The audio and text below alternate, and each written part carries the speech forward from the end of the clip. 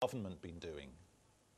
Well, it's been an afternoon of confrontations between protesters who tried to arrive for a rally in Engelab Square in central Tehran. The Iraq police were already there in full force. Witnesses say they've been using tear gas, they've been using water cannon, and I have strong eyewitness reports that they've also used gunfire, live rounds, although the amount of live rounds is not clear yet. So they have had a very determined attempt to break up this demonstration. The demonstrators didn't manage to get the critical momentum, it seems, to have a big mass of people as they did on Monday and several other days this week. So instead, they've been boxed away into corners, into different alleys. And so the government has had a much more concerted strategy and has managed not to exactly get order, but at least to prevent the sort of massive rally reoccurring that we'd seen in recent days. And have they been, John, firing at people or over people? Well, I couldn't say that, but I can say for sure that I have witnesses who've seen people shot.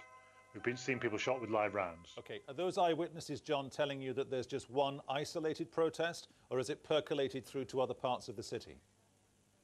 I haven't any word of whether it's spread elsewhere. I mean, they've tried to break up this central protest, so effectively it's a number of minor protests around the edge of where the police presence is. There was also reports of some confrontations in South Tehran between supporters of the two sides. Not many more details of that, though. And the police seem to have been deployed onto the streets with a lot of haste. The police were deployed with much more force, much more of a strategy today. They put large numbers out in advance of the demonstration. They knew, after all, where it was going to be, when it was going to be, and they announced their intention to deal with it firmly. And trouble, we understand as well, just unconfirmed reports, John, but bring us right up to date on this talk of a suicide bomb attack at the mausoleum of the Ayatollah Khomeini, and also trouble at the Ahmadinejad, or one of the regional headquarters for Mr. Ahmadinejad in the southern half of the city.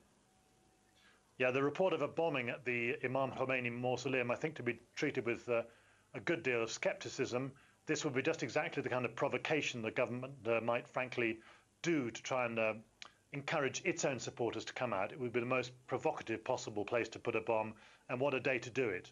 So I treat that with great scepticism. We haven't seen any evidence of it, and even if there was a bomb there, I'd be very interested in who might have planted it. Yes, some reports of clashes in South Tehran, as I was saying earlier, between Ahmadinejad and Mousavi supporters, but not really any details. John Lyon there in the bureau in Tehran. John, thanks very much. Well, keeping us company here in the World News Studio is Dr. Aminullah Habibi, a security expert at the British Academy.